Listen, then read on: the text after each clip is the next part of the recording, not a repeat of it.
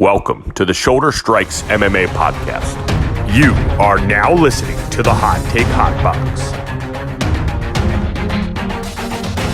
Welcome to the Shoulder Strikes MMA Podcast. You are now listening to the Hot Take Hot Box. Ladies and gentlemen, it is October 24th, 2023. This is the Shoulder Strikes MMA Podcast, brought to you by the Hot Take Hot Box. We have a full UFC 294 breakdown from end to beginning, I guess is the best way to say this. We will talk about everything that happened. We have quite a few takes and things that we have to discuss on here. There was a lot going on over in Abu Dhabi at the Etihad Arena, I guess is the Etihad? I don't know how they say it. They say it differently every time, it seems, on the broadcast. I'm joined by Ty Capone. Ty, how are you feeling? Did you enjoy the show this past weekend? And what is it like down there in the Big Pete? It's a good day. It's a nice day. Weather's looking good. The card itself was, I don't know, what do you say, a shit show, right? Yeah. 2 no contests, 5 million fence grabs, and illegal activities that referees turned a blind eye to. Some sketchy judging, and then a ringside physician who got his doctorate at ITT University of Abu Dhabi, it seems. Yeah. Dana White University. No, I mean, it was just a weird card all in all. I mean, we have multiple people on the card with staph infection. I think 3 in a row, right? Was it Shara, Dudakova, Dudakova, Naimov, Breeden, back to back, all with staph. Dudakova had staph of the butt. Yeah. So I didn't think that was, First time hearing that one. Yeah. What else? We have 2 guys on the card who can't fight in the USA, in Chimaev and Magomedov. So, why can't Chimaev fight in the USA? Because of his ties to Ramzan Kadyrov. Oh, okay. Well, that makes sense. Yeah, so that's great. So but also, Usman also has ties to Kadyrov. So I don't know what's going on anymore with the influx of Russia and the Middle East into the UFC. Dana White's coming in the cage trying to calm down Johnny Walker, which is probably an impossible task. So it was an event. I'll say that an eventful event. Definitely an event. I don't know how my phone just vibrated so intensely right there, but I guess we should start at the top right here. We'll just get right into it. Listen, this is going to be tough for me to talk about because obviously I didn't cash my bet out. I really did want to take something like this because it just felt right. It's one of the, like we said before. You had to see it happen, but before you actually believed it could happen. But it was tough to see Volk get head kick KO'd like that. And only one round, ladies and gentlemen. This is the UFC lightweight title. Islam Makhachev retains his title with a emphatic head kick, hammer fist. 3 minutes 6 seconds, dispatching of Alexander the Great Volkanovski, who took this fight on 11 days' notice. We discussed all the things going into it, but you could tell that Volk, he's going through some stuff, and there was just a lot of different, elements of this that, going into it. But this is a great highlight reel performance for Islam Makhachev. He needed something like this to kind of hang his hat on and say, look how truly great I am. I mean, he should be number 1 in the pound for pound list. I believe he is tied I believe he's second now, right, to John Jones. Which kind of, he's not happy.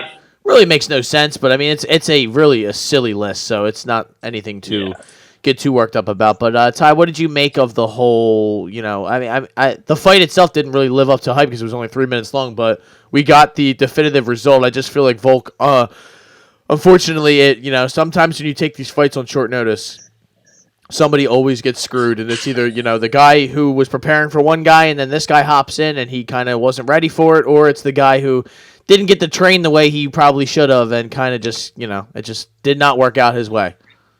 Yeah, he says it was notable that Volk said he needed the fight for more than just money. So he said he struggled with inactivity, which I find kind of crazy because he's not inactive. He has not been inactive. The last time he fought was July, right?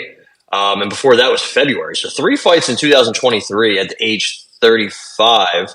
That's not inactivity, but I guess he's just really going through some mental hurdles, which understandably so. I mean, we all go through them every day. So I can't imagine when you're a fighter and you have all this other stuff going on, whatever it could be. So I hope he's okay, and I hope he does not fight in January. Now, I feel like medically, like there's always a suspension, a medical suspension. It seems like when somebody gets brutally knocked out, head kick knocked out, right? So I think Usman had one when after Leon Edwards knocked him out.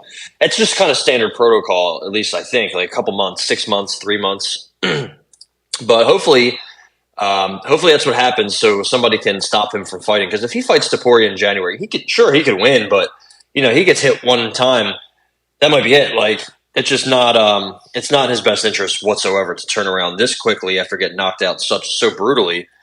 Now he has been knocked out before, way back in the day against Corey Nelson, back in like I don't know, his fourth pro fight in 2013. We were still we didn't even graduate high school yet. Not yet, anyway. Yeah, we talked about this the other day. It was like unbelievable how long it had been. So it is kind of crazy that they were both head kicks, right? And also a minute into the fight, about 1 minute in, Islam went for a head kick, just missed. Now in this fight, his activity was up from last fight. I know it's kind of tough to compare, but he had 24 significant strikes in 3 minutes compared to 57 in 25 minutes in the last fight. So you notice with Islam, he's not a combination striker. He's a single shot striker, but they all land. They've all landed in this fight. 24 of 29. When they got in the clinch, he was 8 of 9. At distance, he was 7-11. He went to the body. He went to the legs. Volk didn't go to the head at all. He was 0 for 1 to the head. He was just, again, it was quick, but he just kind of ran through Volkanovski. He mixed it up from last fight. He went to the head the whole time. Last fight, he was head hunting. This fight, he went to the leg, went to the body, mixed it up. That's why Volk, got kicked in the head. He had his defense up to block a body kick, and then he tried to slide it up, and he kind of had his hands up, but just not enough. Not enough. It just slipped through, and Islam is a goddamn terror, man. I know he's 155, but he's in the cage at like 180, 185 probably. So, there wasn't really much Volk could do in this fight. He was just against all odds, pretty much on late notice. Everything else that was going on before the fight, and then the fight itself. I mean, you're going up against a guy who you were competitive with. I went back and rewatched the first fight. I don't understand how anybody had that as like controversial. I thought Islam won 4 rounds cleanly. They were competitive. It was close, but he edged him out pretty much all around. And then this fight, man, is just it's just tough. It's just tough. Like, I feel bad for him. I hope he's okay. Everybody loves Volk. He still has things to do at 145, and he's probably the best 145er ever. So. And he did something that a lot of people don't really have success in doing. I think Conor's the only guy. Was it the only 145er the only 145 champion to fight outside of his weight class and win? Is that I think so? What Conor did? Yeah, I think. I forget the exact. Well, I guess Jose Aldo technically would have fighting Blower. I guess going up in weight and kind of trying to have success up there. It's a tall task, dude. I mean, that's that's why there's weight classes. That's why it's kind of this cliche thing to say, but especially I just would have liked to have seen this fight. That's why I was like upset when it kind of got made, because it's like, it's a big name fight, but like I wanted to see this like everybody having the proper time to train for it and everything, and maybe the result would have been the same. It's just kind of that built-in excuse now that's like, well, it was on 11 days notice and yada yada yada. It's just, I don't know. I thought that of all the people that are around, Volkanovski is the best possible opponent for Islam, the most competitive opponent that's going to really give him a fight that, like we've seen, especially in that first one. I think Volkanovski kind of respected him too much in the first fight, and I think with a training camp, it probably could have even been closer than it was. But, this jumping in there in 11 days notice to fight Islam Makhachev, even when those, it's like, it's hell. It's hell. I can't imagine. He's better. He's a better all-around fighter than Khabib was. And I know that's kind of like, people like to worship at the throne of Khabib Nurmagomedov, and he's great. One of the most powerful wrestlers. His ground and pound's unmatched. I'm not saying that, but Islam's stand up is like near elite level. It's very, very high level. It is so technical. It's so fast. He's so powerful. There's not really a lot of cracks in the armor or any sort of weakness that you can see right away when you look at Islam's game. So a lot of people are always, I guess the thing was, he's in Khabib's shadow, this and that. He has stepped out of Khabib's shadow. He can move up. I think the potential for Islam is much higher than Khabib's, and I guess we didn't see Khabib retiring early, right? So there's that part of it. But man, just look at what he's done since he's been in the UFC. I mean, he can only really help. He can only really fight who he's supposed to fight. Like, he was not supposed to fight Bobby Green. That wasn't supposed to happen. He stepped in there with Dan Hooker. I mean, he rolled through Dan Hooker like it was nothing. And like just all the guys he's fought. And now, doing this, I think this is obviously the biggest moment of his career. And he is, 4 years older than us? Was he 31? Yep. Like, why can't he move up to 170 and fight whoever the champion is up there, right? And do that. Like, I don't know, man. I think there's still a little bit of work to do at 155, but he's going to outgrow this division. There's been speculation before this fight about him being able to make weight and making sure he gets his weight cut properly under control, so he can go 5 rounds with Volk again if need be. But didn't need it, and to me it just begs the question: how long will he stay at lightweight? Because he's just a big, thick dude. Like, he's 5'10". I think height-wise he's fine. He's got what's his reach? 70, 71. So I think that's fine. I just think him at 170 against, like, Colby or Leon Edwards. Him against Leon Edwards would be a fucking dogfight, I think. And I think he would probably fit in really well at the weight class. I don't want to move him up right away. I guess Gaethje wants to fight him. And, I guess there's still the Charlie Olives rematch you could do. Yeah, I think you do have to do that. Since it was made for this fight and it didn't happen, we have to see that.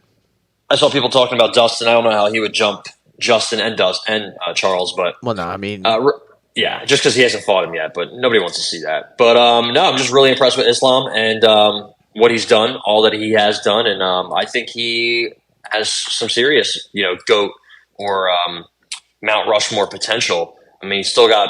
You got to figure 4 or 5 years of his prime left, right? 25-1. Was he in the UFC? 14-1, right? I think. Yeah, 14-1. His only loss coming to fuck was his name? Adriano Martins. When he got one punch knocked out. And that was so long ago. Yeah, man. I mean, he has the total package. I mean, remember he hurt Charles Oliveira, and then he arm triangled him. Smoked Bobby Green on the ground. Kimura Dan Hooker. Choked out Thiago Moises. Just the things he can do. And then he finishes guys, like you're saying. Like, you're going through these, like... Nobody does any of it. It doesn't matter what's wrong with Volkanovski. Nobody does that to him. Like, insane. So, I mean, there's not much else to say about this fight. Again, like you said, 3 minutes, didn't last long. Alex landed 4 shots, and they were 4 significant shots, and they were all leg kicks. So... And the control that he had, 49 seconds of control, kind of jockeying for position against the cage. One thing Islam did really well, he went for the one takedown, didn't get it, but then he walked Alex to the cage, walked him back. And once he walked him backwards, he did it a couple times, but once he did that, Alex had nowhere to go. And Alex couldn't kind of dip out of the way of a head kick, right? He had to kind of just take it on the arm or the shoulder, but he couldn't even do that, being 4 or 5 inches shorter. So he was just... Islam was just commanded the entirety of that octagon and just pretty much did what he wanted to do. And it was very, very, very impressive. Even if he was crowned the number 1 pound for pound, I think John would probably take that over with a win over Stipe in the coming months. But that's neither here nor there. Shout out to Islam. Also, good post-fight speech. I know a lot of people, he has ties to Kadyrov as well. But, I mean, who the fuck doesn't? I mean, Justin Gaethje does, and he's a crowd favorite, so a fan favorite. But I think theirs are a little bit different than. Yeah, I mean, if Kadyrov comes to you and says, "Hey, I like you, and I want to sponsor you and I want, us to be friends. Are you going to say no? Absolutely That's not really a possibility. You know what I mean? Like, that's not really possible. So, yeah, I did like how he's, said he shouted out Palestine and pretty much him. And I think him and Shemai both said, no more war and this and that. So that was cool to see. At least they're using their platform for good. Shemaev said, "Give him a gun, basically, and I'll go down there." There you go. I mean, that was Shemaev's wild, a little. but, he's a little different, though. Yeah, He is a little different. We'll get to him shortly, but yeah, that pretty much is it. All I have to say about Islam. I'm really excited to see what he does next. I mean, I just really hope that people start to catch on now before it's too late that he really is a different fighter than Khabib. He is his own guy. He is potentially better than Khabib. So I know Khabib destroyed guys, and he had that style. I think he is. I'm going to say that. I know that that's like. It shouldn't be. Khabib is better at one thing than everybody else will ever be. That you cannot take that away from him. He is an unbelievable wrestler and just power grappler. Like, and I know that that's not like, people's. When I used to do jiu-jitsu, they would get mad when I'd say some guy is strong. They're like, well, no, he's technical. I'm like, yes, there is a different. All of the people who do this stuff are very technical for the most part if you're good at it. But there's a difference between when a guy grabs you and you're like, holy shit, what the fuck am I going to do? Now, Islam, I think, has some of that in him, but I mean, you've seen from the way Khabib would just ragdoll people that it was the level was a little bit different to what he was doing, to what everyone else was doing. But I mean, Islam, the whole game is just superb. It really, every time I see him, he gets better and better every time he gets in the cage. And the thing I keep thinking though is, it's only a matter of time before he retires. These guys are like, it seems like they get in and they get out, and they're like, Islam being at that Khabib level is just kind of, I don't think he's there yet. I think he's got a few more fights that he kind of wants to, get under his belt or solidify, but I'm with you. I don't want to push him to 170 yet, but Ty, if I go through this list, you kind of named Charles Oliveira and Gaethje. Those are the two maybe at 55 that some people would want to see, but no one really thinks that. I mean, Islam would be a minus 400, 500 favorite to either one of them. Dustin Poirier, no. Beneil Dariush, I think we saw what would happen there. He's got a real advantage in the striking game, Islam that being. Chandler, Mateusz Gamrot, Fiziev, Sarukian, Hooker, Dos Anjos, that's the top 10. Not one of those guys I named. They're not going to give him any problems. And that's the big thing. So if you're looking to see this guy get tested and see how truly great and what skill level he's at, I mean, it's a big jump to that 15 pounds from 55 to 70. I think of all the weight classes, I know there's a bunch of different ones. I think this is the hardest one to jump from 55 to 70 because that is a whole different size human that you're getting in there with when you make that jump. But I mean, Leon Edwards, we'll see how the Colby Covington fight goes. Either one of them, I think, would be a fucking awesome fight. So, and to be honest, I think Islam smokes either of them. Maybe it's hyperbolic. Maybe I'm just a prisoner of the moment. I don't think you're wrong. Like, we've seen Leon get rocked. I think him and Colby would be fun just from it would probably be them standing and trading the whole time. And I think Islam's the better striker, but it would just be fun from I would like to see them wrestle, too, because they are both kind of like cardio machines. I'd like to see who gets the upper hand there. I think Islam would, because I kind of just trust that Dagestani Russian sort of grinder wrestling, but I got it's one of them things. You got to see it I want to see it with my own eyes before I actually, stamp my approval on it. Yeah. Shout out to Magomed Bagandov, the head coach of Abdulmanap Nurmagomedov, Khabib's dad's MMA school. He was in the corner for pretty much everybody that fought tonight, and I think he has pretty much taken the reins from Abdulmanap after his passing, and kind of just being that father figure-ish for all these guys. And I don't know what kind of role was Khabib at the event. I feel like I didn't see him.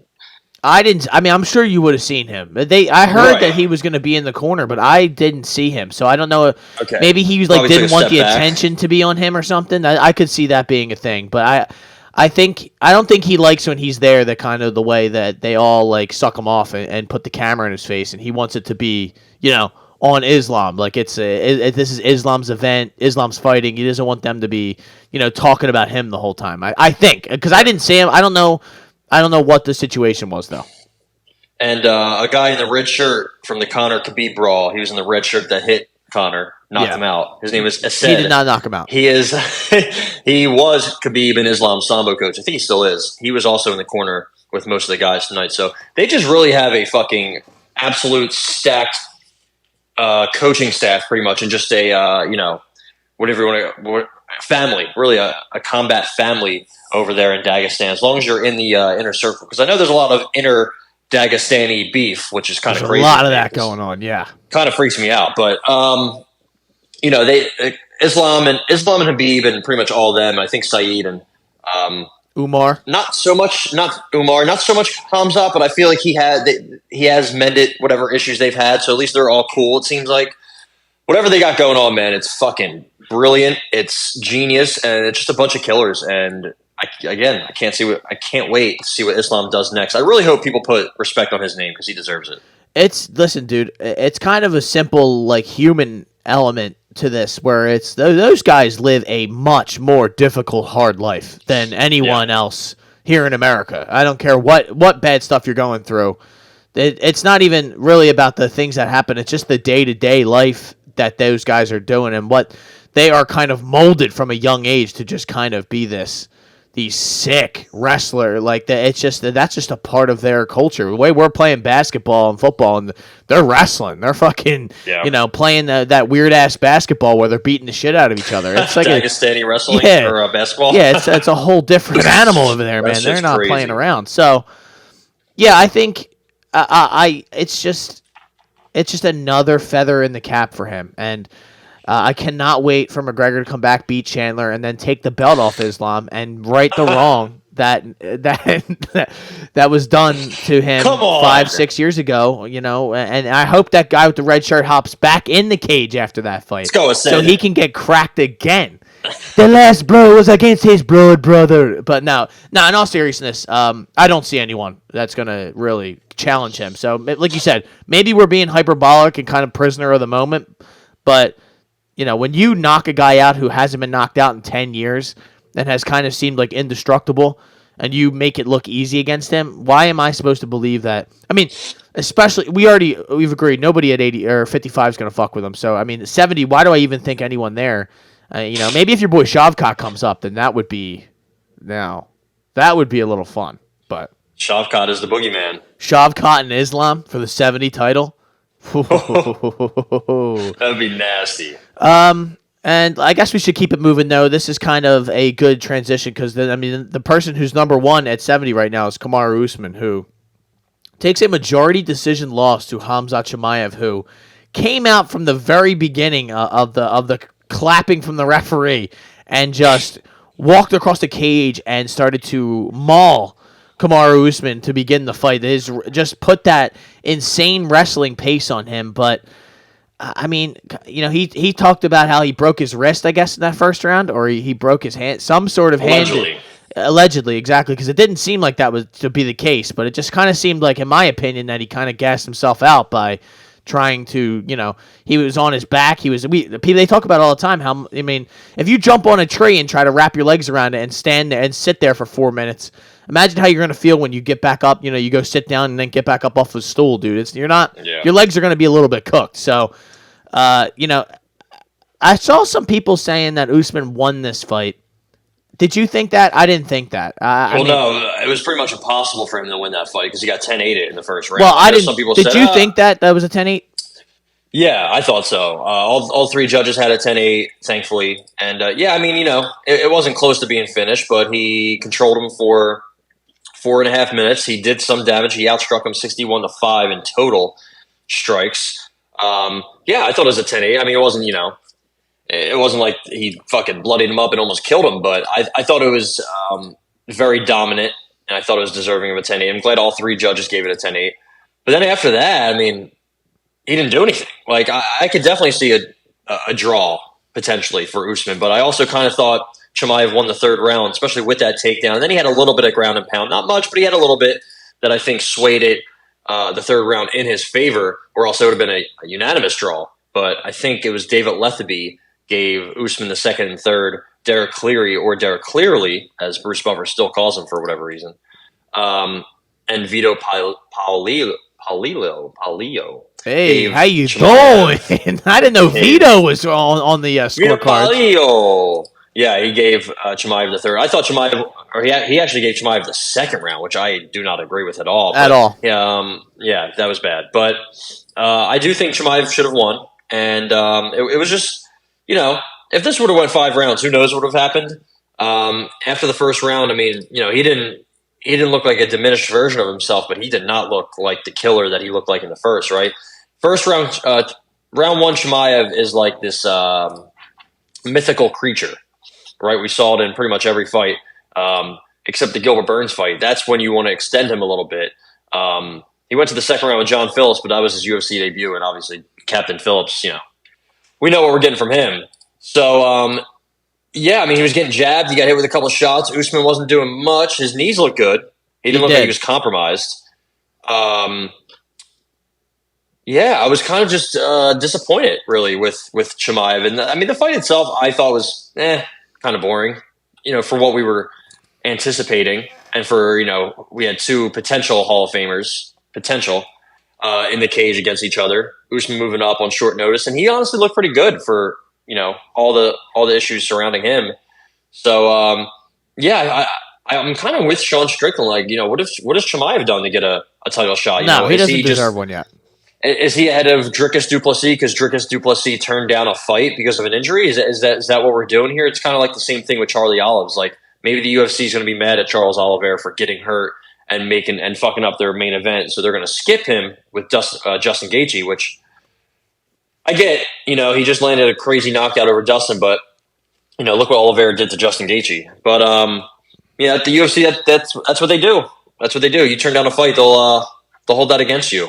So yeah, I don't know what is next. But if Chimaev fights Sean Strickland, I think he's probably going to be able to do that, what he did in the first round. But if he gets out of that first round, Sean Strickland is a savage. He can go all day. So it'll be interesting. It'll be interesting to see. Chimaev, I guess he said he broke a wrist or a hand, but I don't know. It didn't really look like that to me. Who am I to tell? Also had both Kadirov's sons in his corner, both of them. So it's insane. That was a little interesting. That was interesting.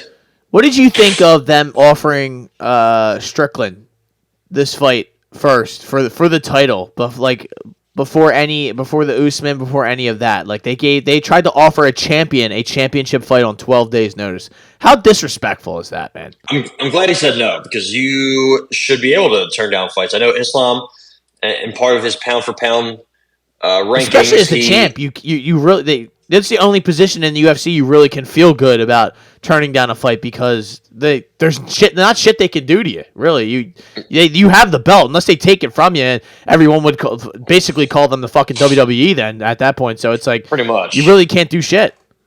Yeah, and I know Islam pretty much said that John Jones turned down a fight as a champion. That's why he shouldn't be the number 1 pound for pound. I think that's a bunch of bullshit. I think you should be able to turn down a fight. If you don't want to fight on short notice or fight somebody overweight or whatever the circumstances may be, you don't have to.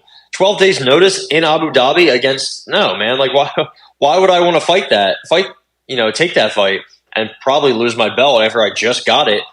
Not ideal circumstances. I'll just wait until the winter so I can get a full camp. And, I mean, they're probably not going to fight in the U.S. again because they can't. But regardless, I think that would be it's probably what's next. It is what's next, I should say. So, yeah, it should be interesting, I guess. I think it's going to be I think they have to do Strickland and DDP. I think if anything's right in this sport, that and honestly, logistically, when are they going to be somewhere where Chimaev can fight again? Like, when is the next possible opportunity for them to run a fight between Chimaev and whoever? I mean, Chimaev's ranked number 9 right now, and I'm pretty sure they just updated the ranking. So it's like, how do you justify that when DDP just beat the number 3 and he was the number 1 at the time contender in the world? So I don't. And Israel Adesanya is going to kind of just sit on number 1 for a while because apparently he's not fighting. So I just, it doesn't make sense. I think Chimaev needs to fight a legit 85-pounder before he gets into the cage and fights for a title. Yeah, ideally, I would love to see him in Dricus, but I think one of them is going to get the next title shot, obviously. I guess they're going to China. They're going to Shanghai in December. It's probably too early. Then they're going to Toronto in January, and then Saudi Arabia in March, unfortunately. Well, that's probably when you're going to see him. Truly. Yeah, I'm not really sure. Like, yeah, I don't know. There's so much to discuss, and then you have to worry about, can this guy fight in the U.S.? That's another layer on top of this whole goddamn shit cake that we have going on. But yeah, that's pretty much the 185 division. Pretty much just sit back and wait. Yeah, and I felt bad for Usman. And like you said, that whole discussion about turning down fights and not accepting them on 12 days, it goes to show you that you don't get shit for it. I'm sure they got paid well, and that's pretty much the only incentive you have, because Volkanovski's not going to get another shot at the 55 title. That's probably it for him. That's done. That's out the window, I think. That's what I'm saying. Like, and it's like you didn't really, and he probably doesn't feel like he got a fair crack at it because he wasn't in the shape that he should have been, and mentally wasn't in the space. There's all these elements in there, and Usman, he really didn't have anything to lose necessarily in this fight. And I honestly think he came out looking good in this fight. It's good jab. Yeah, he didn't get really hit with anything crazy. I mean, he finally got taken down and controlled, but a bit of an asterisk there. You're going against a fucking boogeyman. You can't be perfect your whole career. He's getting older, and then he started to chip him up. So it's like, I don't think there's really anything to be ashamed of. That straight right he landed a couple times. So he did look a little tired after round one. I was kind of surprised. Not surprised. I guess I shouldn't have been surprised, but he really held it in there, man. He fought really well. I really hope they gave Kamaru Usman a couple million. I think I heard somewhere that that's probably what they'd give him on top of whatever he was making. So that's good. I'm glad that he's getting taken care of, if he is, that is. I think. Usman's been a Dana White fan. Dana White's been a fan of Usman since he got to the UFC. Boring style and all, he still always loved Kamaru. So. And he always pretty much said yes whenever the time came to fight somebody, unless he had a serious injury. He held down that 70 division for a long time, so you have to respect what he's done for the UFC. And yeah, I thought he looked good, and I don't, maybe the talks of him being completely washed are, especially at 85, maybe that 70 cuts just a little bit too much for him, which I wouldn't blame him. I mean, he looked huge in that cage. Yeah. So maybe 85 is the new home for him. Maybe you can get something like him versus Robert Whittaker 5-rounder, like something like That'd be nasty. That real quick. Good. Would you hate? What would your love-hate factor number? I guess on a scale of 1 to 10, 1 being hate, 10 being love. Where do you stand on a January matchup for the interim 145 belt between Topuria and Max Holloway? I'm at like a 7. Maybe a 6 I would be right in the middle, 5. I think the only thing that it would ruin if Holloway were to win, it would just ruin the allure of that Volkanovski Topuria fight. Yeah, that would suck. Having Max and Volk running back again would probably be like the ultimate, why the fuck are we doing this? Yeah. But if Volk's out for 6 months, and again, that's a big if. I haven't seen medical suspensions. I don't even know if they give medical suspensions in Abu Dhabi. I don't even know if that's a thing, but you gotta figure that the UFC's doctors are going to take a look at these guys, or the UFC's going to do something, and they're not going to have Volkanovski come back in January. There's no way. No. There's no fucking way. So if he does get 6 months medical suspension, or if he takes time himself, I know he doesn't want to, but he definitely should. I really hope Volk doesn't, his career arc doesn't eventually turn into him fighting a bunch of young killers because he has to fight and wants to fight, and he gets, eventually starts getting the floor mopped by all these guys. That would suck. That would really, truly suck, because he's one of the best ever. And, I'm not going to say perfect or flawless, but man, he was as close as you can be in the sport for a long time. So yeah, that would truly suck. I know he just seems like one of those guys who's never going to stop fighting, and the UFC's never going to stop giving him fights, So definitely going to keep an eye on Volk and his health. So we'll see what happens in January. Hey, so now that January slot's kind of opened up. That's that's where Connor could step in there, baby. Let's step in. Connor and Let's Topuria. get that Connor Chandler fight. And then at 300, we run Islam versus Connor for everything. Man. For everything. Islam would do bad things to that man. Just saying. I can't wait. He's a black belt now. It's a whole different. Oh, great! Who gave him that black belt? Was it New York Times? The New York Times bestseller, John Kavanaugh. Is that who? That is who. And speaking of which, we are going to talk about another one of his students right now, Johnny Walker. His fight this past weekend was marred in controversy. Ended early via no contest, an accidental illegal knee to the head by Magomed Ankalaev, which, I mean, it was a really dirty knee. I don't think he really meant to do it, but it was like, what are you doing? Knee down, thrown a knee. If anything, that could be a disqualification. He's lucky. That's why I honestly was a little bit like concerned. I did dabble a little bit. Johnny Walker TKO plus 600 or whatever it was. Plus DQ. Oh man, imagine that. Oh man, if I would have won that would have made my weekend. But I don't know, Ty. This is what happens. This is what we talk about all the time when they go to these different places. It's the only sport in the world where all of these different places and commissions are different, and all the rules just seemingly change wherever they go, and there's all these different little elements and variables that you have to account for. In the NFL, when they go to London, it's still the NFL, and they still have the same referees that are, usually do the games anyway.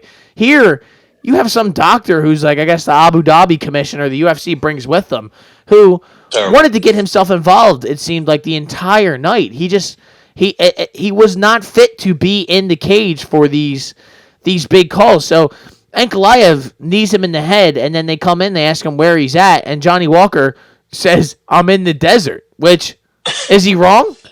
No, he's not wrong.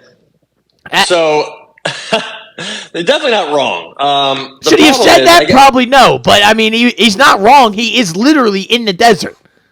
Yeah. I find it impossible almost to not know what country you're in when you have to get specific documentation to go to that country, to be able to be in that country, to be able to fight in that country. So if Johnny Walker didn't know where he was, then I have some questions about him. But if he didn't know where he was because he got kneed in the fucking head, I understand that completely. I 100% agree and understand. Also, there's some great Johnny Walker memes. I just sent you one. It's Dr. Walker, what country are you in right now? Johnny Walker. And it's a picture of Sean Strickland wearing a hat that says, please be patient. I'm autistic, not rude. Jesus Christ. So, it's not like they asked him, what are the 5 biggest rivers in the country, and you can't say the Nile. It was an easy question. However, there's no fucking reason that there should not be a translator on hand to bring into the ring and tell them, okay, hey, ask him this, and then he can answer me this. Because for a while, Johnny Walker had a glazed stare, and he was just like, So I kind of understand the doctor in that case for you know what, he didn't really answer the question, and it took him 30 minutes to not answer the question correctly. I'm going to say he can't fight. So I'm going to give him a pass on that aspect part of it. Yeah. But there should 1,000,000% be a Portuguese translator. So, I mean, dude, how many Brazilian fighters and Brazilian people are in the UFC as a whole, employees or not? So many. There has to be one cage side. There was 3 or 4 Brazilians on the card. That's inexcusable. I don't know how that happens, but yeah, that's pretty much what happened. And then him and Magomed Ankalaev tried fighting each other after that. They're like, "Fuck this, we're going to throw down anyway." So. Let me ask you a question though. The problem I had, it wasn't so much that, it's Johnny Walker though. So you got to imagine you're not going to get a logical answer, or we're not exactly using the important parts of our brain here when this is going on. I mean, this is a guy who starts doing the worm and dislocates his shoulder after a fight. We're not exactly talking about the normal people here when we're talking about fighters. But Ty, why is the doctor getting in the cage a minute after an illegal strike has been landed when you're supposed to have 5 minutes to recover? And I don't know if this is the referee's fault, but it should have been hey, take your time. Are you ready? And when he says he's ready, then you bring the doctor in, and the doctor does his thing. That's how it seems like it's always been throughout the time that I've had in this sport. I mean, Victor Henry was fighting for his fucking life in the cage, and they were just like, are you ready? I mean, they gave him more than 5 minutes to kind of recover from that. And the guy's nuts exploded. So I don't know. I seemed like that doctor was a fucking clown, and he didn't really know what the fuck he was doing. So it kind of snowballed. And then, like you said, Johnny Walker's like pushes the ref. He's like, dude, I'm good. I don't know what the fuck you're talking about. And then was great. Ankalaev's like, what's good, cuz? And then they were about to square it up, and they were about to start throwing down. All the security had to hop in like a WWE match. They were like, yo, whoa, like what are you guys doing? As you said, Dana had to get in there and was like, yo, guys, enough. We're in Abu Dhabi. We'll all go to jail. They're just going to kill us all. So they had to chill. You never see Uncle Dana hop in the cage. You never really see him get in there. Well, he really had to something like that. They ain't in Las Vegas anymore. We're not in Kansas. This is no fucking joke over there. That's why I really don't like when they go over there. It was fun the first time because it was kind of like. I hate it. I hate it so much. There's so many humanitarian issues in general with the place. The whatever. And then you want to, house fights here, and then these fights, they carry a lot of big outcomes, and a lot of people are interested, and a lot of money's involved. So that's where things kind of get sketchy. But hopefully they run this back. I guess I don't know. They should. I don't know what the result will be, or if it'll be any different. But like if Ankalaev was. I mean, what did you make of the fight while it was happening? It just kind of. It was just about to heat up. I thought. That's the thing. It was just starting to get there. Magomed Ankalaev had a minute of control time, and then they had a minute. I think it was he had a minute of control time, and then there was one more minute where there was no control time, and then they almost started to turn up, but it just it didn't really get going. I thought Johnny Walker looked okay. Honestly, he got hit with a couple shots, but nothing crazy. It was just. They were, again, just getting started, but Johnny Walker and Magomed Ankalaev both are just completely cursed. I think the 205-pound division is just, cooked. Ikram Aliskerov, he may be the real deal. It's, not necessarily, this isn't the end-all, be-all of, beating Warlley Alves will propel you to a title shot, but I will say this man's got some fire in his hands and in his knees. That flying knee he landed was fucking... a bomb, and he got Warlley Alves out of there in 2 minutes and cashed out that TKO bet that we took. But there's nothing you can say other than Aliskerov looked like the real deal. Yeah, he took care of business. Honestly, I had some questions because Warlley Alves is kind of like a sneaky underdog sometimes. As long as he's firing all cylinders, but fighting up a weight class against an absolute killer, didn't go his way. And I think Aliskerov would just fought somebody who is not on his level. So it's time to give him somebody ranked, somebody, on his level, I guess you could say. Let's see who – I think he has a ranking next to his name now. At least I would hope so, yeah. I think he – No. He's at middleweight, right? No. Yeah, he does not. I mean, dude, I would love to see him and Chris Curtis or Nasruddin Imavov, honestly. Just run that back because they were supposed to fight. I think that might be something they try to do. They have a China card coming up. I think that's something they could definitely do. I would absolutely love to see Imavov and Aliskerov, dude. That would be a fucking two different styles of striking, but two brutal and two athletic young fighters that are also just freaks and just go after it. I would love to see that. That would be awesome. Who would you take? I would take Nasruddin Imavov. Really? Okay. I would take Imavov. I think his wrestling combined with his kickboxing and his range, distance and range management, range control, and just his experience, I think that would give him the edge. But I think Aliskerov probably has more power and probably is a little bit more explosive. So I think it would be a very nip tuck affair, which would be. I mean, that would be an awesome co-main or something on a fight night. I'm all in.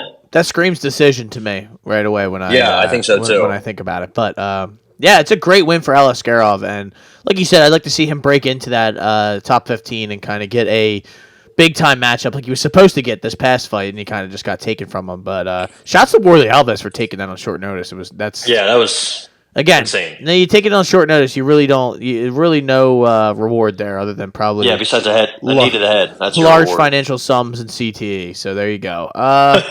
Said Nurmagomedov with a ninja guillotine choke immediately. The second this fight started, pretty much. Minute 13 in, he gets Gafarov out of there, makes that decision bet that we took look stupid as shit. But, it's one of them things, you're screwed if you do, you're screwed if you don't. It's just, I felt so, it's exactly what he did the last time he fought. And I think I took the decision then. I thought, not the Martinez fight, but the Cock-Rachmanov fight. Yeah, and I was a big, proponent of him, so I was like, oh, this is a decision, I think. And it just didn't work out. But I blame you. Hey, I'm done betting. You talked me out of it. I'm done betting Said Nurmagomedov the decision. How about that? All right, that's the last one for me. I am retiring that bet, and we keep it moving though. I mean, what are you gonna do? It's all you can do is keep it moving. Nothing else to talk about. How about Muhammad Makhachev? So I know you were saying this guy is a really good guy with good morals, and you really like the way he carries himself. No, but in all honesty, I had some hot takes coming in here before that last sequence with that arm triangle. He was not advancing position really at all. He kind of was just okay hanging out in that sort of half guard, full guard sort of thing, and he was almost he was letting Tim Elliott throw up his submissions here and there, and this fight played out pretty much how we thought it would. Tim Elliott never really been the best takedown defense kind of guy. He kind of just lets himself get taken down and then tries to sub you from his back. And he tried that here. He did, and it wasn't going to work. You knew that going into this because Makhachev is smart and knows what he's doing. But I don't know. Makhachev just leaves, and it's a submission victory, and he cashed our bet out, and it's a good win for him. But he just, for some reason, just leaves a lot, like something to be desired here for me. I don't know. What is it missing? I think he just needs to put all of it together. It seems like he has a lot of abilities and he has a lot of talent. I think his stand-up and his striking in general needs some work, and I think his aggressiveness on the ground also needs some work. Again, he was only born in the year 2000, so we got to remember how young he truly is. This is his fifth UFC fight. Kind of crazy, man. Yeah. But especially, I think, he had 2 this year and 3 last year, so maybe a little bit of time off. I'm not asking him to take a year off, but maybe a little bit of time off. And a lot of times you see in these young fighters, when they from one fight to the other, you see massive improvements or just little things that look a lot better and are just more sharp. So hopefully we can keep seeing that. I mean, it's good to beat Tim Elliott. It's good to beat somebody like him. It did take him a little while, and that second round was he took him down the entirety, I think, 4 minutes and 56 seconds of control time in that second round. And then the third round was not even close. I mean, he finally widened the gap in strikes and just control and domination. And finally, I mean, that was a nasty arm triangle, the way he got it. He kind of just switched over from mount. So that was good. Glad he did that. Poor Tim Elliott, Oh, wait, we never even Hold on 1 second. I have to see if the biggest outcome of Tim Elliott's weekend, how it went. It did go his way. It did. So Tony Soto takes a unanimous decision victory at BKFC 52. So congratulations to, listen, Tim Elliott, you win some, you lose some. Kevin Kroom's face looks bad. Yep. Holy Cameron shit. Van Camp took an L this weekend too, so that's, Well, what I can't be shocked. What did we expect? What did he expect? There is a lot of people on this card that I've never heard of before, but they got their faces rearranged. Yep, Keith Richardson took the W in the BKFC championship fight. He knocked the man out. Not to be confused the with rock Anthony star. Richardson. No, who is on IR right now. So there's a lot of moving parts here in Columbia, South Carolina at the Colonial Life Arena.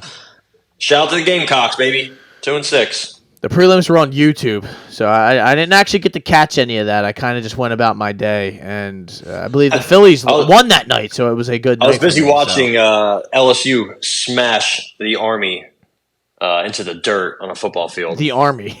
not the Golden Knights, just the Army. No, they were the Army.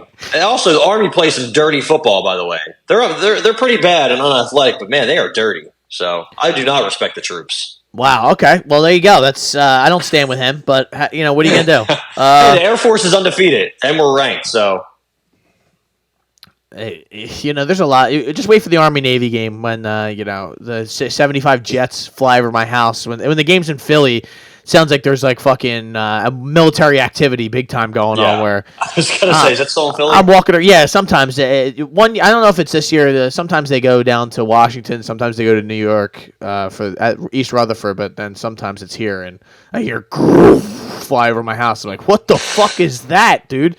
and it's a fucking, $30 million jet or even more. Who knows how much them fucking things cost. But let's get back to the mixed martial arts here, ladies and gentlemen. Trevor Peek turned into prime Khabib Nurmagomedov this weekend. The one time I bet a TKO for him, he turns into a wrestler. And he got himself a few takedowns, and he gets a win against Muhammad Yahya, who, I wasn't that impressed by. So this wasn't that impressive of a win. It was kind of boring. Nah. And third round was impressive. Yeah. I was kind of surprised he had stamina, he had wrestling, and he had ability to kind of keep it at a high level at the end of the fight. Still, I was shocked by this performance. I never I never thought that he was from what you've seen from him the first couple times. Never thought this would be a game plan he'd implement. He wasn't even really good. I mean, he targeted the head only 52% of the time. Yeah, he went to the body, he went to the legs. Like, I bet if I compare that to his Chepe Mariscal fight, it's much different. Yeah, he went to the. Actually, no. He went. He didn't go to the leg at all against Chepe, but he went to the head and body a lot. So, let's see if in the Eric Gonzalez he was just headhunting. Yeah, he was. So, making some changes. And listen, he was born in '95 too, so he's not necessarily a finished product. I know he doesn't seem like he has much to work with, potential wise, but you never know. He got another win. He is 2-1 3-1 in the UFC. So. At lightweight too, which is not easy to do. It doesn't matter who you're fighting. Lightweight is a bunch of killers from top to bottom. But Muhammad Yahya, not one of them. So he won't have to get in the gym in the UAE. I'll be curious. Like you said, you make mention of the leaps and bounds that these guys make in between fights, especially when they're younger. And it seemed like that was the case here with Trevor Peek. He just looked like just added another little wrinkle to his game that you need to be. Listen, like we kind of joked about Trevor Peek, he's gonna. His time's coming, you can't fight that way and last long. Like he's gonna be an exciting, fun fighter, but you can't really take him serious. If he can add a little bit of wrestling into the game, then it's something worth noting. Not to say that it's now he's gonna win the championship, but it is.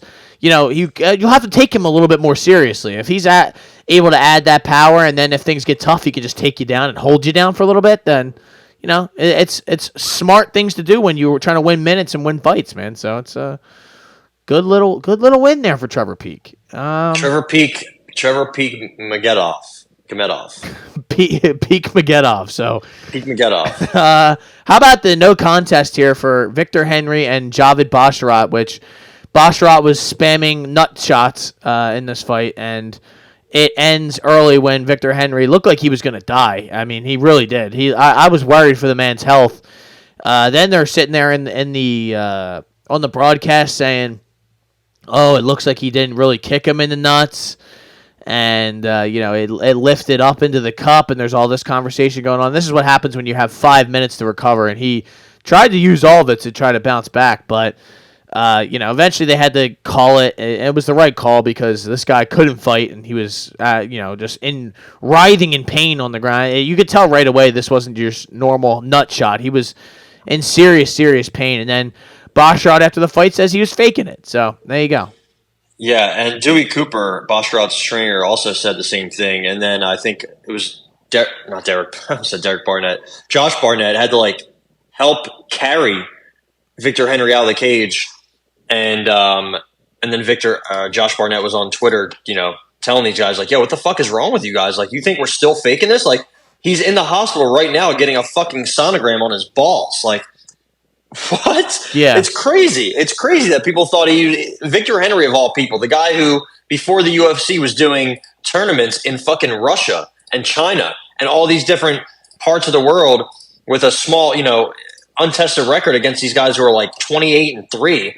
And you think he's faking it against Javid? Listen, Basharat's a good fighter, but he's fought Asuncao, he's fought Barcelos, he's fought all these other killers when he fought Kyler Phillips in the fucking regional scene. Not to put anything against Basharat, but he's not the baddest guy he'll ever face. You know what I mean? I think that was just absolute pathetic. And also the ringside physician say, no, it didn't hit your balls. And he's like, bro, it hit my dick and my balls. The fuck are you talking about? I'm the one in pain. How are you going to tell me? That was one of the worst low blows since who was the guy who was dry heaving? I know who you're talking about. I don't remember though. I think it was Alessio Sakara. my cousin. The Jericho? No, way back in the day, the first Italian. I think he was dry. I think it was Alessio Sakara. Yeah, it was against Ron Faircloth. What a name! He got hit so bad that he was literally dry heaving, and they had to bring in a fucking a bucket in case he was going to throw up. So this was one of the worst ones since then, and yeah, just another unfortunate event on this card.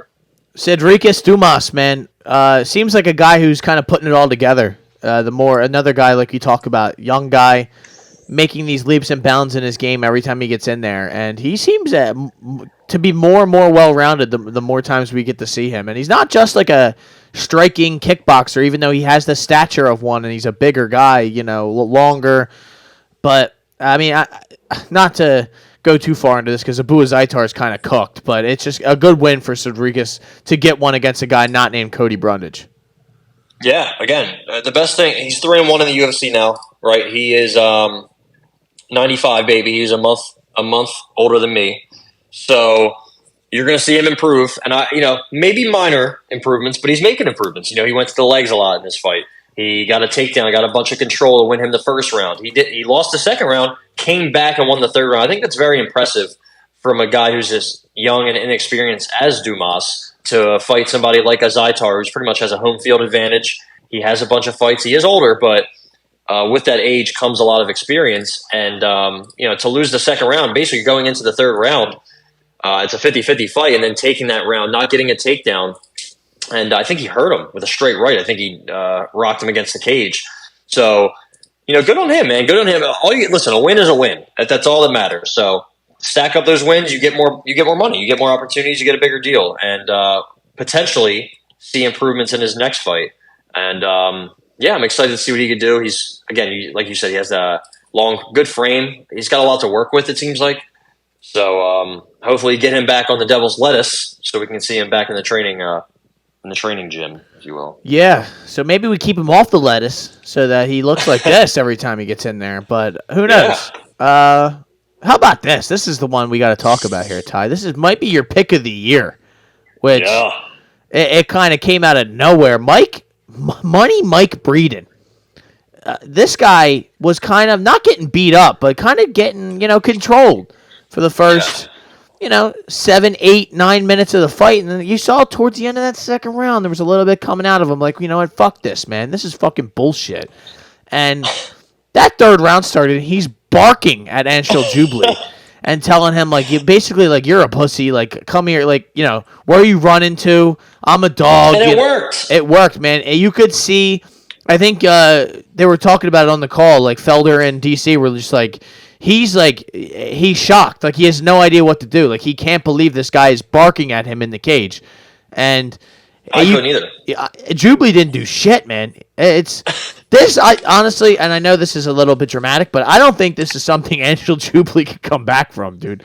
I know he's only eight fights in, but even when I'm gambling from now on, I can never look at this man the same because he was winning this fight and he got punked by Mike Breeden, and Mike Breeden just started throwing bombs at him. And I don't know if Jubli was gassed. I think that had an aspect to it, but I also think he just was mentally cooked after he had put and hit this guy with his best shots, and he hurt Breeden a few times. And it didn't matter multiple times, both round, the first and second round. I think he knocked him. He didn't knock him down, but he rocked him early, and I was like, great, Mike Breeden's cooked. But this is not Jekka Saragi. This is the only time actually, it's not the only time, but I want to say it's the only time he went into the third round after beating the shit out of somebody. Again, I don't know. This first two fights went to the decision. Who knows? But Mike Breeden's game, man, I think that's one of the best examples of a fighter winning a fight off of vibes, right? He just started barking at him, started talking shit, started taunting him. It took him about halfway through the third round to finish him, too, because I thought for a minute, oh, man, I hope he doesn't think that he can win this round and win the fight, because he's down a couple rounds. I think, Jubli had a good round one, good start to round two, and then that was it. Like you said, at the very middle end of the second round, Mike Breeden started coming on strong. I mean, dude, his eyebrows flapping in the wind. He doesn't give a fuck. He's barking. Yeah. Anshel Jubilee was minus 1,100 with 90 seconds left in the second round. Crazy. Now imagine watching this fight and be like, you know what? This guy's coming on strong. Let me throw in a live bet on him. Like, that would have been such a perfect spot. But thankfully, your boy had TKO inside the distance, whatever it was. I think round 3 TKO for Mike Breeden was plus 3,600 or plus 2,600. I'm in this Discord with a bunch of people who post their winning tickets, and somebody put like $5 on him, KO round 3. So, I don't know what. Shout out to that guy. Why couldn't I do it? But either way, Money Mike Breeden comes through, shows all the grit in the world. He knows he needed this win to stay in the UFC, and he got it, baby. I guess counting his Contender Series loss, 0-4 under the UFC banner. So he needed this one badly. Even though I still think he beat Natan Levy. I'm just saying. I don't know if it was a pro-Israel judges. I don't know, but either way, Mike Breeden, huge win. I think he's a KC guy, right? I think he's one of those. I'm not sure how long or how much he was with James Krause, but I think he was with him for a little bit. So hell yeah, Money. That's why they call him Money. Yeah. Is that really what they call him? Yeah. Okay. For a second, I was like, did I make that nickname up? Because I thought I kind of did. I was just talking. I was just really hype he won. So. But I think the discussion we need to have around Jubilee is, like, he has some ability, right? He looks like he's athletic, hits hard, has some power, but maybe not game-breaking power, maybe not fight-finishing power necessarily, like one-hitter quitter. So, yeah, like, why was he such a big favorite in this fight? And going forward, why would you ever want to pick him as a big favorite, right? Why? No. I don't know. I think there's a lot of – and he's at 155, man. Like, he's going to fight other guys that are tough like Mike Breeden or maybe even more tough. So, time to figure some things out there, Jube. Jubilee doesn't really have, like, an A-plus skill. We talk about some of these guys just are good at one thing. Like, he's solid. He's just not, like – and maybe he could, he's still younger, so he can still make those leaps and bounds. But it's just, I don't know. It's just kind of a nothing fight every time he's in there, and he was doing good. But that's against Mike Breeden, who we've discussed on here. We've seen him bottom of the barrel. But hey, I don't want to take away from Mike Breeden. That shit was awesome, and he kind of bought himself a few more fights here because I think if he lost that, he's done. That was really a make or break situation. But how about the Hellman? Muhammad Naimov takes out Nathaniel Wood, but it was a unanimous decision victory. I wish I would have taken it on the card. I was a little bit upset about that. Around plus 300 he was as an underdog in this. But where do you think Nathaniel Wood went wrong here? Or what were your thoughts?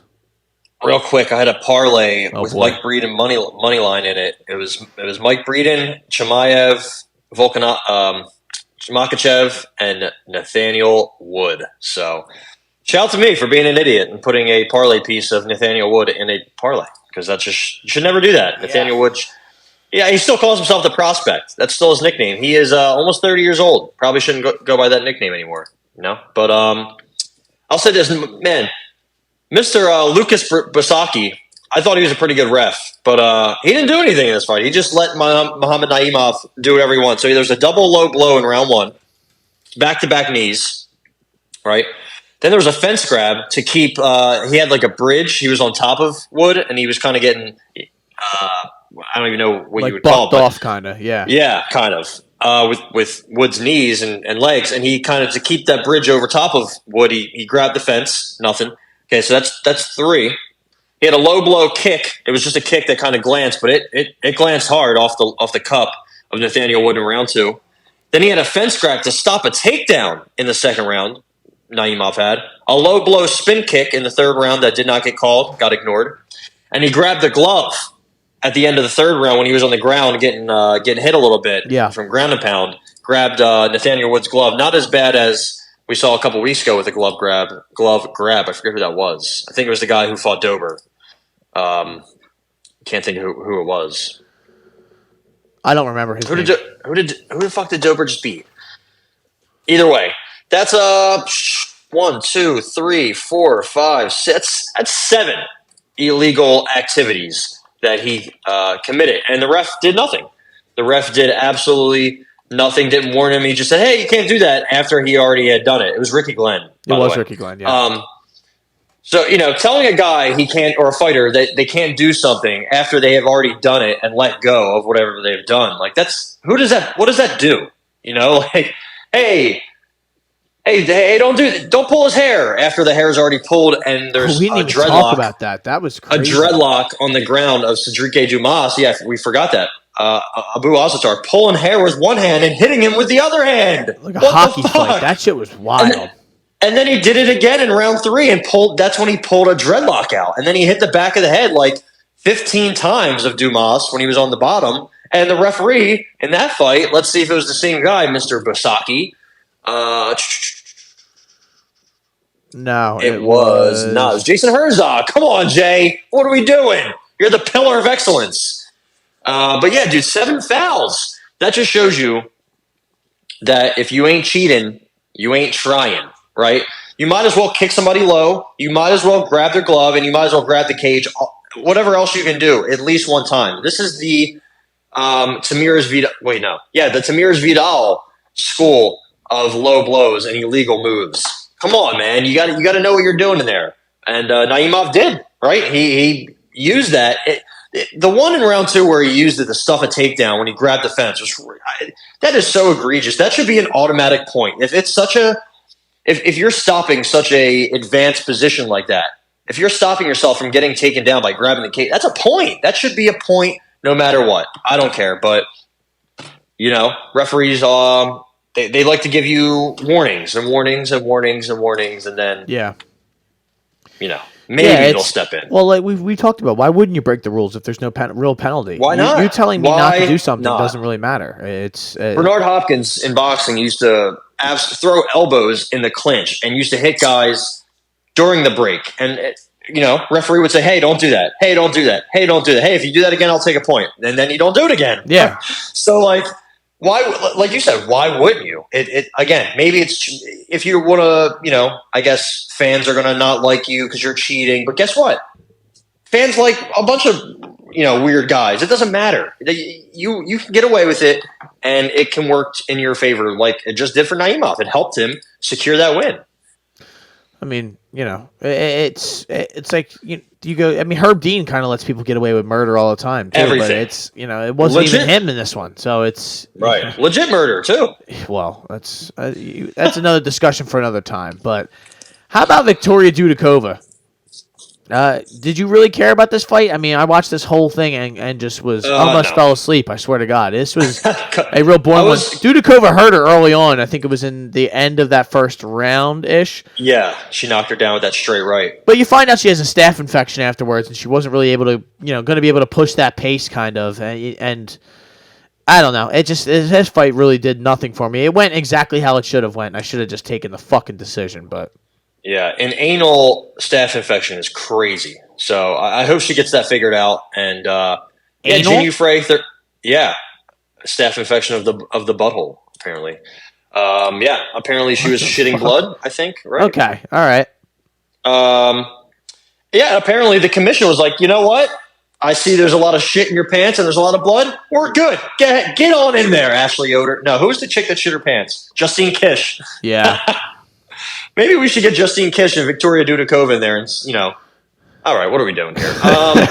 She moves to 8-0. She's undefeated. I think she's probably better than the fight that she showed, even though she did get a knockdown. It's funny because she's been primarily a strong grappler who tries to trip you and tries to get you to the ground. The problem is Jinh Frey is fucking yoked. She's on all the sauce. So it was tough for Dudikova to really get that going. She's actually the one who got taken down and controlled. Yep.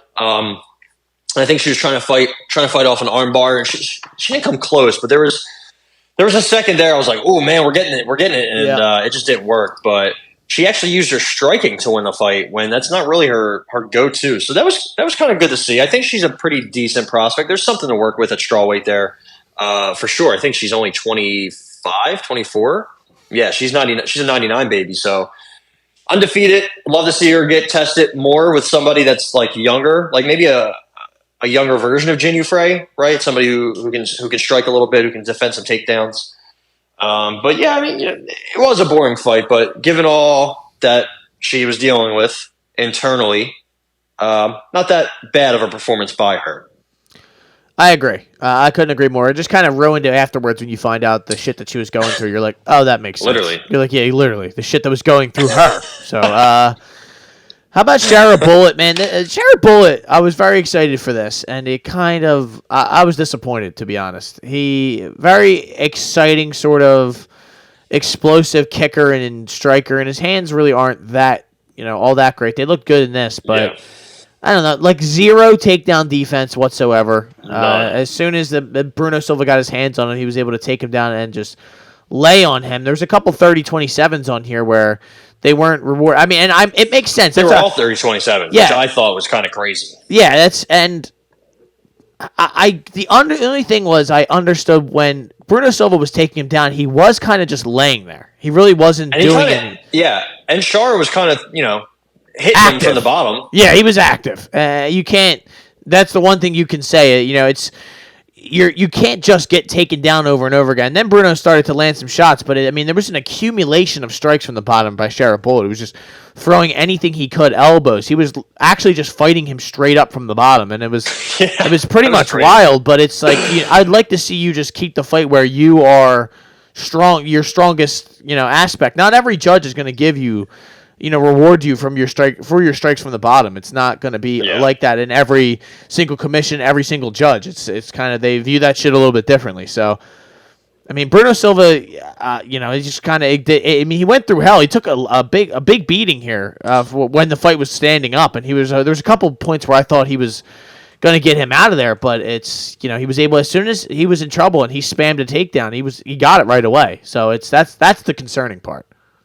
Yeah, those kicks though from Shara were nasty, deadly. Man. You saw the quad the hamstring, the back of he came out and he fought southpaw too, which I don't think he really is a southpaw. I don't know. That was crazy, man. He was landing some nasty kicks. He was doing really well in the clinch. He was doing well on the ground. Shara was, which is kind of crazy because he was on his back. Went to the body well, but when it straight up headshots, man, Bruno Silva did better. Shara was getting hit. His nose is busted up. Unfortunately, that's not how the fight goes for Bruno Silva. He did well, but he didn't do well enough. Yeah. So we had Shara inside the distance, or at least I did, and that didn't happen, unfortunately. But I thought he did rock him though one time. No, right? Didn't he hit him with I wasn't sure if it was a head kick or maybe not. Maybe I'm just tripping. But who Shara Bullet did? Yeah, I thought maybe at one point he rocked him a little bit, but he probably did. not. No, he did. He had him up against the fence, and he was throwing some shit, but it was like... Yeah, I thought it was in the first round. I was like, we're getting him out of here quick. But, yeah, again, the problem is I don't know where this guy's going to be able to fight. He has one eye. Yeah. Yeah, So, what commission is going to let him go? Is he going to fight once a year every time they come to Abu Dhabi? It doesn't really... He said he wants to fight on the Chinese card that's coming up. Well, there you go. Shanghai. So it seems like there's going to be a pipeline here of just guys that can only fight in certain areas. Yeah, and that's crazy, man. Not only outside the U.S. Like I'm sure, like you couldn't go to England or there's certain Canada, it's like you're going to have to be in Abu Dhabi to be able to fight, or China where they'll just kind of do whatever the UFC says, or Saudi Arabia will be another place. UFC Abu Dhabi. Yeah, a extension of the UFC. Yeah, they'll literally be like the fucking D-Generation X of the UFC. So, no rules, no nothing. But listen, good win for Shara Bullet. It's I would like to see more. I don't think especially you see Russia next to a guy's name, you expect him to be able to wrestle somewhat. So it's a little confusing, but it is what it is. Anything else on UFC 294? I got to give us the performances of the night. There was 3 or 4 of them. I'm sorry. You got to give us the crypto. There was no more crypto bonus. I wish. Come on, not even some. Islam would have gotten 1, and then I think Chimaev 2, and then probably like the referee, Volk or Usman, the ringside physician. The ringside physician would have gotten a crypto bonus. Yeah, maybe Muhammad Makhachev gets a one singular Bitcoin that he can go home with. But Islam Makhachev gets 50,000. Rightfully so. Aliskerov gets 50,000. Saeed Nurmagomedov gets 50,000, and Muhammad Mukayev got 50,000. I think it was a little messed up that Mike Breeding didn't get some extra money there. That is fucked up. What the hell? My he opinion. Needs it. That's what I'm saying. I don't know if those guys, but it seems like there is a little bit of a theme to the performances of the night. It seems there's a lot of favoritism going on over in Abu Dhabi. I'll just say that. But see that. There was also a boxing clash that ended up being a pretty good match between Alexis Rocha and Giovanni Santillan. Alexis Rocha came in with a lot of hype. He was, I think, minus 450. He came in. His only loss was to Speedy Rashidi Ellis, whose only loss came to Royman Villa. Both close fights, and his only loss came to Boots Ennis, and he went 10 rounds with him, which is fucking crazy. So, if you're following along, Alexis Rocha came into this fight. He was the big favorite. Giovanni Santillan, former sparring partners, and Giovanni Santillan walked him the fuck down and beat him down through 6 rounds. The only time in his career, he's 32-0, Gallo de Oro, the Golden Rooster. In his career before this, he was undefeated, but nobody really cared about him because he fought kind of boring, and he never really, did anything. But in this fight, on DAZN, nothing else going on. Oscar De La Hoya, top rank, Golden Boy, co-promoting. He comes on here on DAZN and just smokes the favorite, smokes the, pretty much the A side, and they're at 147, I think. So he puts his name on the map here. If you are interested to watch some highlights, they are on YouTube. And man, it was a slugfest. He just kept hitting them with left hooks or right hooks, and then left hooks, and then an uppercut. So shout out to Giovanni Santillan, Gallo de Oro, great nickname. Also, Sebastian Fundora, you know who that is, right? The 6'7" tall welterweight or whatever the fuck he is. He's 6'7", 150. Oh man, he's funny to watch fight. His sister fought. She's like 5'10", and she fought a 5'2" girl, and she beat the brakes off her. So that happened. Other than that, I don't think there was any other boxing. Jojo Diaz was supposed to fight, but they were supposed to fight at 135. He came in weighing 148. So didn't even try to make weight, it seems. So we got a little boxing this weekend. That's pretty much the only thing that we're not gonna have another episode this week, in case you haven't figured that out yet. But we might have to come back for some some diamond. I mean, Phillies. There's gonna be a sports podcast more than likely tomorrow. But there's not going to be another MMA, UFC, boxing podcast because there's really only one big thing going on this weekend, unless you're locked in on LFA and Cage Warriors getting back in there this weekend. But Tyson Fury, Francis Ngannou, boxing kind of spectacle, and then there's a couple other notable names on this card. But Ty, do you care about this at all? Are you excited? Well, it's being promoted as Battle of the Baddest, which, sure, I guess. I hope they're getting a lot of money. It's in Saudi Arabia starting at noon, so I probably will not be tuning in. The co-main event, I don't even know who these people are. Actually, I think I do know who Fabio Wardley is. Yeah, he fought. Didn't he beat up? No, I don't know. I don't know anybody he's fought. I have heard the name, though, for sure. Joseph Parker? Oh, man. Joseph Parker's old washed ass is getting on in there. He is it's crazy. He's only 31 years old. I cannot fucking believe that. He fought Anthony Joshua like 5 years ago. And lost, obviously. He's going to be on the card. A fellow by the name of Arslanbek Makhmudov is going to be on the card. I've actually seen him before. He's terrifying. Yeah. His nickname is the Lion. He knocked out, who was it? I think it was Maurice Wach. Yeah, Maurice Wach. And he also beat Carlos Takam, who is also on this card. Anybody else? Yeah. It's just, I don't know. Who cares? It's a lot of Queensberry. It's a Queensberry promotion card is pretty much how I look at it. Frank Warren, and I think Top Rank is also co-promoting. So there's I think Ngannou has his own promotions, or there's a Middle Eastern promotion that's co-promote. I don't know. It's very confusing and weird. And if you've seen it, I mean, the one thing I'll say is the promotion of this fight has been very good. The videos and trailers that you're getting of these guys has been very good, right? But and it's good that Francis is working with Mike Tyson. I think that's awesome. I think that's super cool. But I don't think it's going to help him. I've seen him throwing some punches in training and sparring, and I'm like, oof, that's not going to go well. But I will say this. If Tyson Fury comes in there fat, out of shape, and is like, you know what? I'll win. It doesn't matter. You never know. All I'll say is you never know. These are two big dudes. Francis Ngannou is one of the hardest hitters ever. Again, it would have to be maybe a lucky punch, but it doesn't have to be lucky. If you're not locked in, if you're not dialed in, bad things will happen. That's happened to him before. When he fought Otto Wallin, everyone's like, oh, this is going to be just a showcase fight. He's going to win in 4 rounds. He got cut up. He got pressed against the ropes. He got beat up for little portions of that fight against Otto Wallin. His eye was busted. His nose was leaking. So it always depends what kind of Tyson Fury you get. I mean, listen, he already has his sights set on Usyk, right? His brother just fought. His half-brother just fought. Like, I don't know what his motivation for this fight is besides the millions and millions and millions and millions of dollars that he's getting regardless if he wins or loses, right? I think it's an exhibition, so it doesn't matter. I'm just saying. I'm not going to put a small bet on Francis at all. He's probably going to get absolutely fucking smoked. But I wouldn't be mad if he won. I'll say that. So it is an exhibition? I think so. But, sometimes with exhibition fights, they say it's an exhibition, and then right before the fight starts, they say, no, it's real, and then they change it back.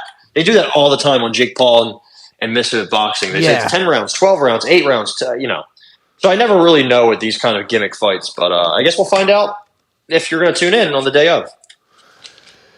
I am reading this up now. Key event details. It is in Riyadh, Saudi Arabia, where Crown Jewel will be next weekend. That's WWE's pay-per-view, by the way. Shout out to. Oh wow, they're going back to back. Yeah, back-to-back weeks.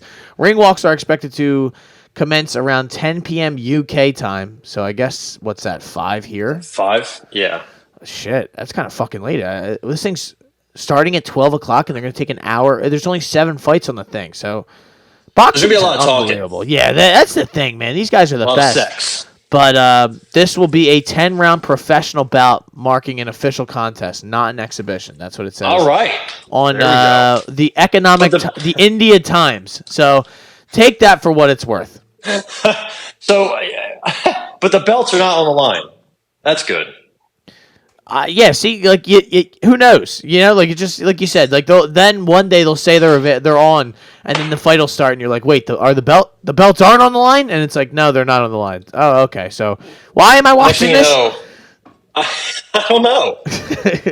I will watch this though, because there's not going to be anything probably on by that time. Yeah, you'll be midway through like a 3:30 college football game, or Notre Dame, baby. Notre Dame. I don't care about them, to be honest. We got Pitt. It's going to be the halftime of the Pitt game. Come on. Is Pitt ranked? They're 2-5. There you go. Well, probably we'll check into that, and then if they go out, if they are not up by 20, then I'll watch angrily, and if they are up 20, then I'll just check out. There you it's go. Usually how every Notre Dame game goes now, and then I guess. I didn't go to the school, so I don't need to sit here and clap my hands every time they win a game. Because I see these people, I'm arguing with people on Twitter. Yeah, when they're like, maybe we can get a New Year's Six bowl. I'm like, why the fuck do you people care about a New Year's Six bowl? Nobody gives a shit about that. If they make it there, no one's gonna play in it. So what? Like what? Who cares? Let's play in the Heinz Ketchup Bowl. Yeah, come on. If anything, you make it there. You play like Penn State. All their guys play. Your guys don't. You get smoked. And all these people are saying, "Look at what happened to Notre Dame. They're a fucking joke." Yeah. All right, bro. Like whatever. That's why I don't get too much into the weeds about college football. But yeah, listen. The weeds. That's it. Who allegedly? Listen, Tyson Fury, like you said, he should beat the shit out of him. And Francis Ngannou, from the clips you've seen, you never know if this shit's on purpose or not. But I don't know why you would put this out and throw punches the way he's been throwing them. Well, I don't see a world where Tyson Fury doesn't beat the fucking brakes off him. This is all Cyril Gane's fault, basically, is what you're trying to say. Yeah, honestly, it is. It's actually Dana White's fault that we're even having to see shit like this. That is true. But Ngannou, we all know, we've all gotten the vibe of what his shit is about. I don't think he may never fight for the PFL. I mean that. Like if he after this fight, when this check clears, I don't see why he would ever fight again. What does he have to prove? That he is the baddest man in a ring between him and Maurice Green. That's what I'm saying. Like, nothing. Only bad shit can happen in the PFL. So you don't think that we will see Francis Ngannou in the Ask Jeeves cage? No, they didn't change it. It can't be Ash Jeeves. It's got to still be the smart cage. It's very smart, too. That's just what I call it. The Bing cage. If you're wondering what my name, I'm gonna keep coming up with new names for it. No, I mean so smart. It's anyone that that was crazy. The one time I was watching PFL, I couldn't believe the amount of shit that was sponsored. They're like, I am using a proper 12 microphone. Welcome to PFL, Dave and Buster. They're brought to you by Dave and Buster's. You're like, what? What the fuck? Can we get through the fucking post-fight celebration? And I'm doing the White please? Barn Candle post-game show here. You're like. Anything that's right in front of me, I'm just telling you what what's going on. But it's a joke. It's a joke. But you make $25 million, and then like you said, I'm gonna get in there and fight Maurice Green, Henan Farrell. No. Henan Burrell, maybe. Henan Burrell, he probably would. He probably would fight him. Yeah. Put him on the sauce and the juice. I don't know, but yeah. What I don't know. That's all I got, ladies and gentlemen. My name is Matt McSweeney. This has been the Shoulder Strikes MMA Podcast. His name, Ty Capone, and as always, real quick, I'm going to send this over to Matt. Hold on. Shout out to Jay Watson, Washington Township's own, for getting a 9-second knockout, breaking the Art of War record for quickest knockout. So also Cade Baradelli. I'm not too familiar with him, but shout out to him. I think he's from South Jersey as well. He got an 11-second knockout right after. So South Jersey boys fucking cleaning up. Also, Jay broke his left hand on that fatal punch to that fella's head. So heal up, Jay. Get that fucking hand wrapped and get back after it. Yeah, man, that shit was. I saw the video of that. Very powerful. It's very quick, very powerful. Yeah, he folded, buddy. And then Buddy did the old, he goes for a takedown. And he's like, wait, why is the fight stopped? And he's like, bro, what country are you in? You're like, oh, not this again. In the desert? You're like, no, we are in, we're in Pennsylvania. Yeah, we're at Rivers Casino right now. You're good, brother. Oh, man. So 2-1 as an amateur, getting that record up. Good to see. All those boys at Web MMA and Fitness are, looking good, man. Chris Molina got in the cage. He's a South Jersey boy. He's a Washington Township boy. He took an L. But I think his opponent was cheating. So if you ain't cheating, you ain't trying. But shout out to Chris for getting in there. He's a good dude, and I like seeing our South Jersey boys fight. I want to see somebody come through the ranks. Couldn't agree more. I truly couldn't agree more. It's always good to see, especially somebody like that you call a friend, and you see him get in there. You're like, oh, this is folding people. You're unbelievable. Like, it is a unbelievable rush. I can't imagine how these people feel for the UFC. But so I just want to let you guys know, as always. Protect your neck and watch your chin.